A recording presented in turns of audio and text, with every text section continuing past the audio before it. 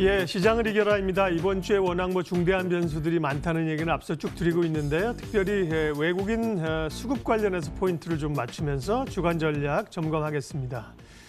NH투자증권 조현주 연구위원 오셨습니다. 어서 오십시오. 안녕하세요. 아주 지긋지긋한 외국인들의 매도세가 금요일 날 일단 좀 매수로 전환했고요. 지금도 300억 정도 매수니까 통상 이 시간대 300억이면 끝날 때까지도 매도로 갈 가능성보다는 매수로 갈 가능성이 높아 보이는데 글쎄요. 뭔가 좀 이제 매도가 조금 일단락 됐다고 봐도 될까요? 네, 일단 11월 만기 이후부터 사실 외국인이 계속해서 현물 매도를 보였는데요. 대부분 비차익 거래 중심이었습니다. 그 의미는 결국에는 패시브 수급 이벤트로 인해서 외국인들이 많이 빠져나갔었다라고 볼 수가 있고요. 그렇게 본다면 11월 말에 MSCI 중국 A주 편입, 그리고 알리바바의 홍콩 상장, 그리고 사우디 아람코의 상장, 이런 이슈들 때문에 외국인들이 좀 더 먼저 선제적으로 자금을 뺐다라고 볼 수가 있고, 이런 이슈들이 이제는 이미 수급에 어느 정도 반영이 됐기 때문에 저희는 외국인 수급의 판도가 11월 만기를 기점으로 좀 바뀔 수 있다라고 생각을 하고 있습니다. 그래서 일단은 지금 연말이기도 하기 때문에 배당량 자금이 또 유입되는 시기이기도 합니다. 지수 자체가 좀 많이 하락을 해 있는 상태이기 때문에 연말 배당 수익률도 한 1.6% 정도로 굉장히 양호한 상황이거든요. 그래서 저희는 연말 배당과 마찬가지, 그리고 앞으로의 그 악재를 모두 소화했던 부분들을 보면은 자금이 좀 유입될 수 있는 시기가 왔다라고 판단하고 있습니다. 예. 외국인 수급 관련해서는 조금 전에 말씀하신 아람코도 이제 잠재적인 부담인데요. 11일 날 상장을 하는군요. 이제 자국 증시, 사우디 증시에 상장을 하는 겁니다. 그렇지만 외국인들 자금이 가고 MSCI에 또 빨리 편입되게 되면 또 자금이 빠지지 않겠는가 우려감이 좀 있습니다. 어떻게 보세요? 네, 일단 사우디가 이제 MSCI EM에 포함되어 있기 때문에 네. 아람코가 상장이 되면 당연히 EM에 편입이 될 수밖에 없습니다. 다만 이제 아람코 자체가 워낙에 큰 대형 시가총액을 보유한 종목이기 때문에 이 절차 자체가 굉장히 길어질 수 있고 아직 그 절차가 나오지도 않은 상황입니다. 보통 시장에 편입될 때는 1년에 한 번 6월 달에 항상 그게 발표가 되거든요. 그러면 결국에는 이 아람코 상장이 MSCI EM에 편입되는 이슈는 2020년 6월에 가장 먼저 가장 빠르더라도 6월달 이슈라고 보시면 됩니다. 그래서 아직까지 지금 먼저 저희가 이 부분에 대해서 우려를 하기에는 좀 이른감이 있다라고 생각을 하고 있고요. 또 MSCI A주 편입을 보시면 8년이라는 시간이 걸려서 천천히 편입이 되기 때문에 아람코도 A주와 비교했을 때 한 시가총액의 절반 정도 차지한다고 보면 적어도 4년 정도 저희는 예상을 하고 있고요. IPO 이후에 이제 추가적인 매도 물량은 좀 더 제한적이고 오히려 저희는 이제 IPO 이슈는 이미 다 반영이 됐기 때문에 오히려 매수 물량이 좀 더 들어올 수 있다 이렇게 판단하고 있습니다. 수급의 기가 오늘 중심이니까요. 또 이제 이번 주에 있을 동시만기일 얘기를 좀 해보도록 하겠습니다. 이제 12월 만기는 조금 긴장감이나 변수도 있습니다. 외국인들도 그렇고요. 만기일 관련해서 체크할 사항 좀 알려주세요. 네, 일단은 11월 만기 당시를 좀 예상을 해보면 그때 외국인들이 대규모 프로그램 매도 물량이 출회가 됐습니다. 네. 근데 금융투자가 굉장히 큰 폭으로 이걸 막아줬거든요. 그러면서 만기 자체는 굉장히 무난하게 끝났다라고 볼 수가 있는데 12월 같은 경우에도 금융투자 중심으로 좀 매수 우위를 저희는 예상을 하고 있고 외국인 같은 경우는 11월만큼의 그런 대규모 매도 물량은 나타나지 않을 것이다 라고 보고 있어서 전체적으로 저희는 매수 우위를 예상하고 있는 만기입니다.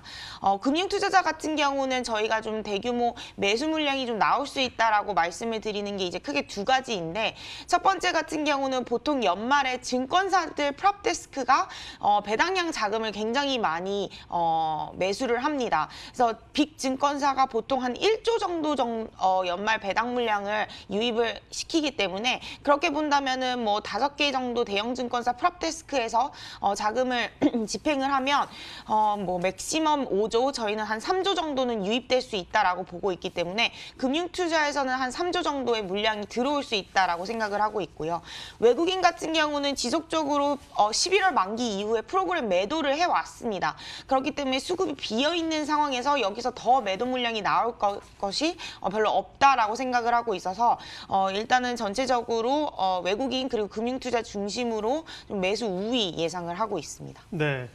증권사의 프랍데스크요? 프랍데스크? 그거는 뭐 고유 계정을 얘기하시는 건가요? 네, 증권사 내에서 이제 자금을 운용하는 네네. 데스크라고 보시면 됩니다. 예, 증권사의 자금을 가지고. 예. 자, 수급을 중심으로 시장 흐름들 읽어봤고요. 다행히 이제 외국인들의 매도가 어느 정도는 좀 그쳐가는 모양새이고요. 이번 주가 워낙 그 이벤트가 많은 주간이라고 뭐 운명의 한 주라고까지 얘기를 하고 있는데요. 체크해야 될 변수 좀 알려주세요. 네, 아무래도 뭐 이번 주 가장 중요한 거는 FOMC도 있고 네. 미중 무역 분쟁 관세 이슈도 있고 ECB도 있고 여러 가지 이제 시장의 불확실성들이 해소가 되는 주가 이번 주가 아닐까라고 생각을 하는데요. 저희는 일단 위험자산 선호 심리가 좀 지속될 수 있다라고 보고 있습니다. 가장 중요한 미중 같은 경우는 12월 15일 이전에 이제 1단계 합의를 볼 수 있다라는 기대감이 이제 컨센서스로 좀 잡혀 있는 상황이기 때문에 위험자산 선호 심리가 좀 지속될 수 있다라고 보고 있고 FOMC 회의에서는 이제 12일이 예정되어 있는데 저희는 오히려 추가적인 완화 힌트를 좀 보일 수 있다, 내비칠 수 있다 이렇게 기대를 하고 있습니다.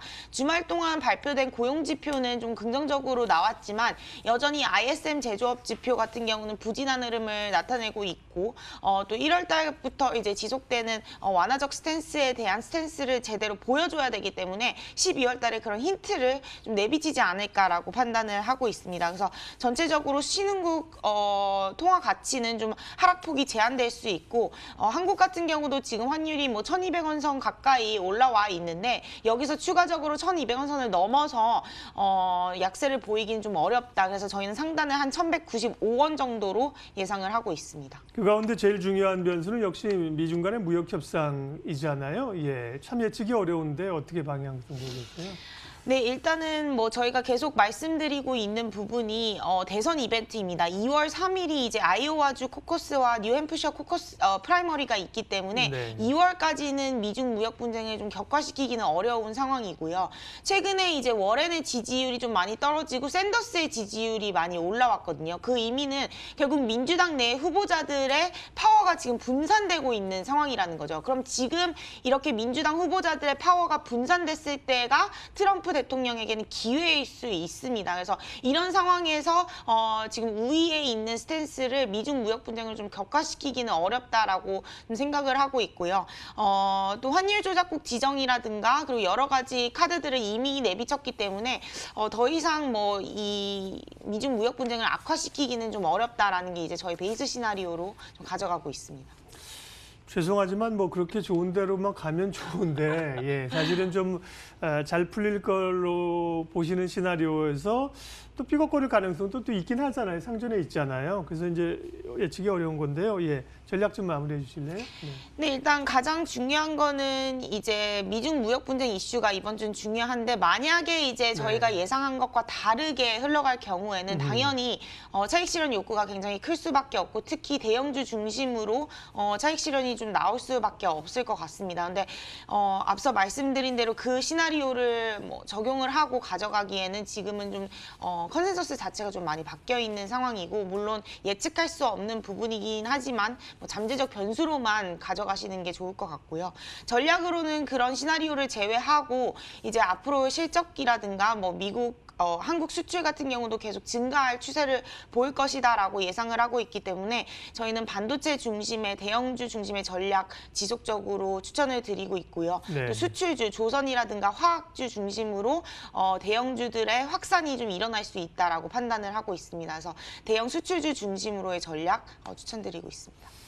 NH투자증권 조현주 연구위원과 함께 이번 한 주 또 변수들, 특별히 수급을 중심으로 시장 점검했습니다. 고맙습니다. 예, 지수 흐름이요. 코스피, 코스닥 오름세입니다. 말씀드린 것처럼 기대치보다 좀 못 오르고 있는 건데요. 다행히 이제 이면에 보면 외국인들이 소폭이지만 좀 순매수를 하고 있고 시장이 조금 안정감을 보이고 있다는 게 다행스러운 얘기입니다. 외국인들 300억 가량 순매수하고 있습니다.